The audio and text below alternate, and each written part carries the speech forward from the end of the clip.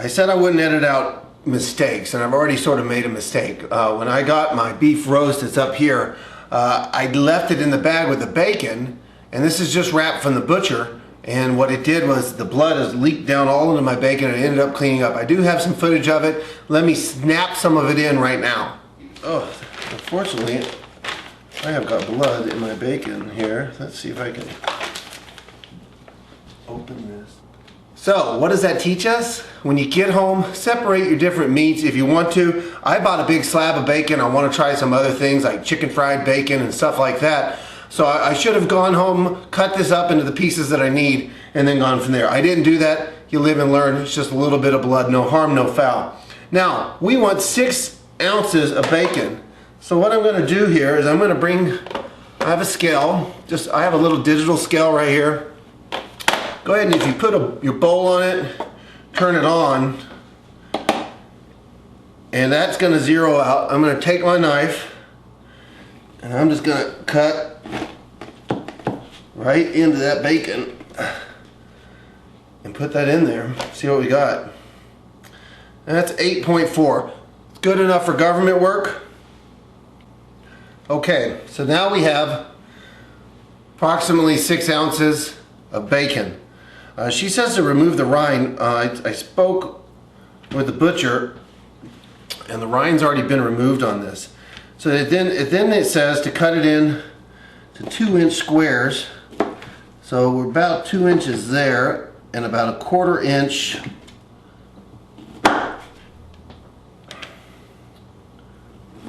for each piece.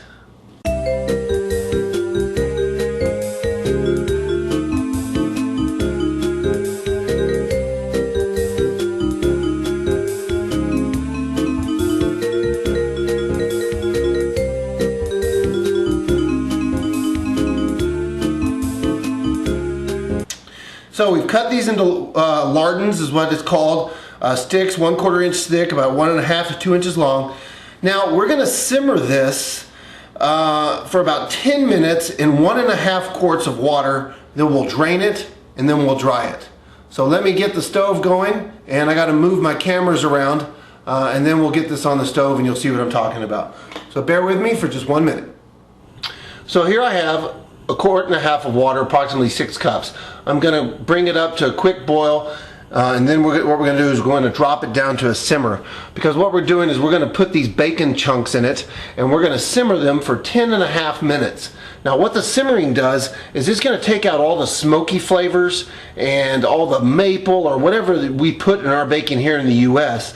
Most bacon in France hasn't been cured and smoked the way that we do it. So you really want to pull those flavors out and just leave the essence of the bacon, so when we make our stew it doesn't taste just all bacon, which they definitely would if we didn't go through this process.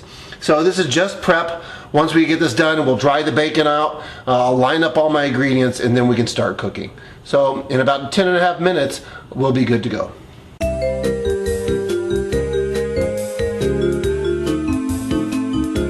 Now some of you may be curious when I say simmer, what exactly is simmering if you've never cooked. Simmering is to put something in a very hot water that's about 200 to 211 degrees, right around sea level, but that's not actually boiling. Now if you can see, let me see if I can zoom in just a little bit into that pot. You'll see those small bubbles beginning to come up. That's you're ready to simmer. If you get into a rolling boil, you're definitely away from that. You don't want to boil it, you just want to simmer it. So that's right where we're at. So basically we're going to take our bacon, and so I don't splash, I got a slotted spoon here, and we're just going to drop that right in.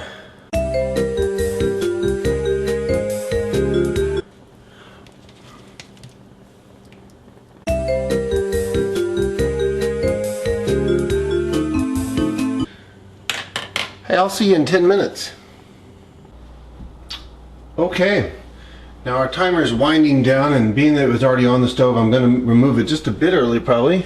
Go ahead and turn the heat off. I'm going to go ahead at this point, pivot the camera around so you can see what I've set up in the sink. And basically what you're going to want to do is you don't care about the water, you don't want it. And there you go. You want to rinse this. There you go. Rinse off the bacon with a nice cool water. Yep. There you go.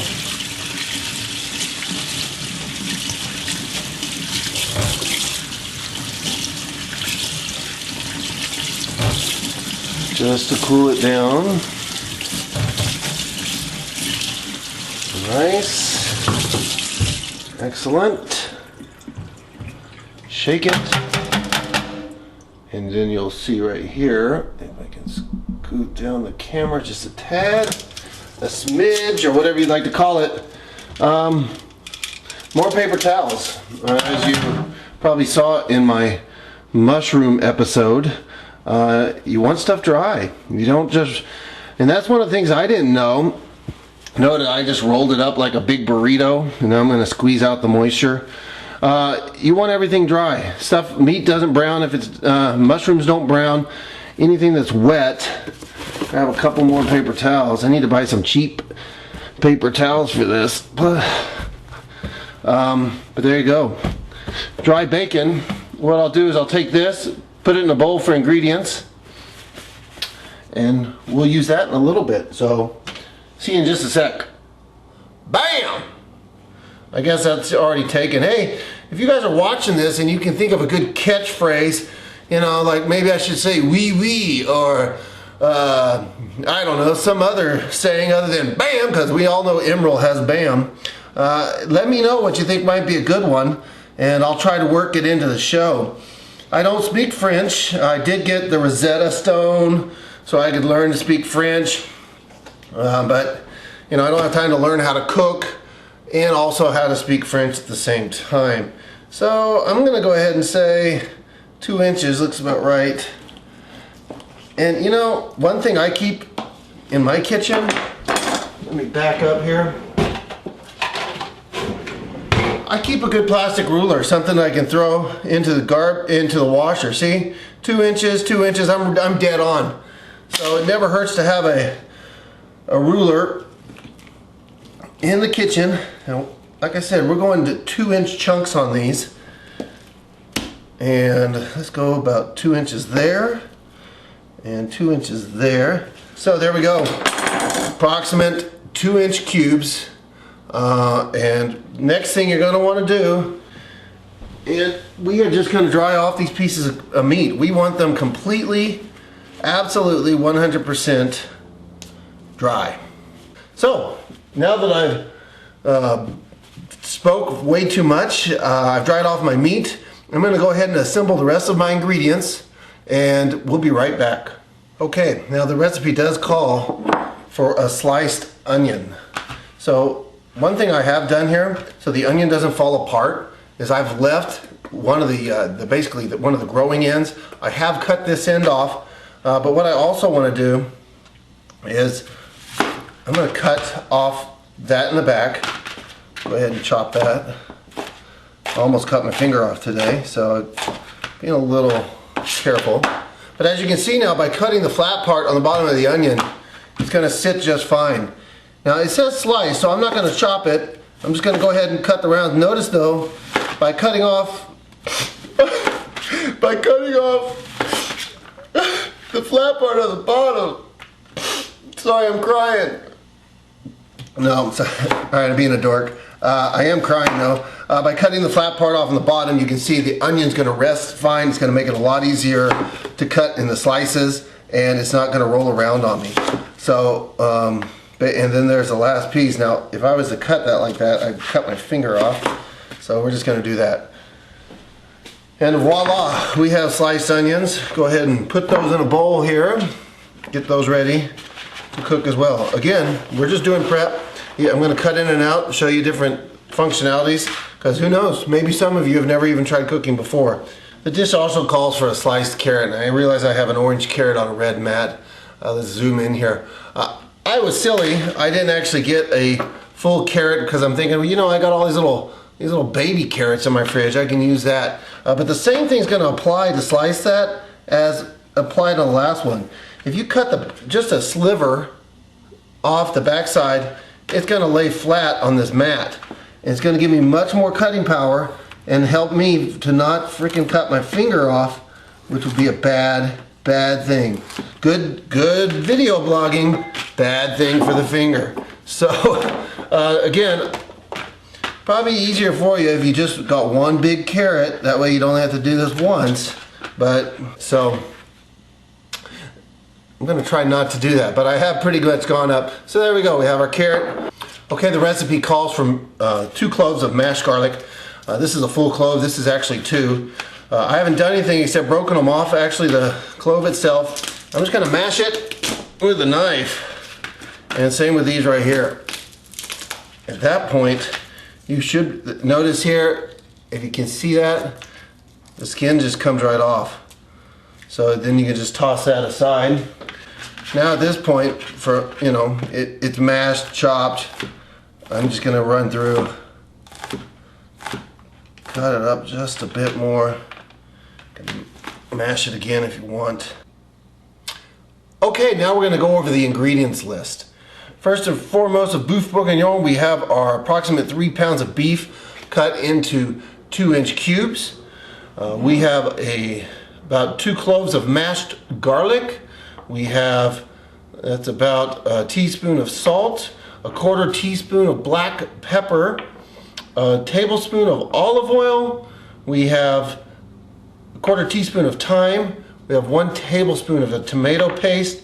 We have a crumpled bay leaf. I have 2 tablespoons of flour. I have a sliced carrot. I have my simmered bacon rind, about approximately 6 ounces. We have onions. We need 2 to 3 cups of a good beef stock. And if I didn't mention the wine, it is a wine stew. She mentions like a Chianti. There's definitely wines you can use. She mentioned, I believe it's Coteron, which is a French wine, very well known, very pricey. There's a South African wine, it's called Goats du Rhum, and it's actually been beating Coteron, the French wine, in actually the taste tests and stuff. So for $8, I've got this. I actually got 2 bottles. Let me see, there we go. So I can drink one while I cook with the other. Like those special effects? Let's see that in slow-mo. I can drink one, I can drink cooking. Yeah, that was awesome, Rex. Thanks a lot. So at this point, we've got all of our ingredients together. I'm gonna have to reposition my lights, my cameras and everything, and we're gonna move this show over to the stove, and we're gonna start cooking some beef bourguignon, or should I say bouffe, as my friend Simon always says, bouffe bourguignon. All right, thank you.